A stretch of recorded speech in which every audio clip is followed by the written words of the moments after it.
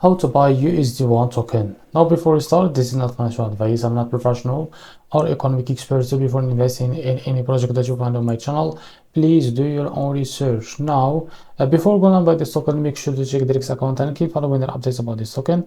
So as you can see, this token is available on CoinMarketCap. To be able to buy this token, go to Uniswap. As you can see, now connect your wallet first. I will just connect my MetaMask wallet. So click on connect here, as you can see, to be able to connect your wallet to Uniswap. Now after that, what you need to do, if you don't see your token here, go back to this token page on CoinMarketCap. Now click here to copy the token address, and remember this token address is under the Ethereum network. Now go back to Uniswap. As you can see, now click here and select the Ethereum network from here and paste the token address. As you can see, now click on your token. As you can see, you will be able to see it. Now from the top, select the token that you want to buy it, for example USD Tether, and after that you can type here how much you want to buy. So here you will be able to see how much you receive here of that token. Now after that, click on swap and you will be able to buy this token on your wallet via Uniswap.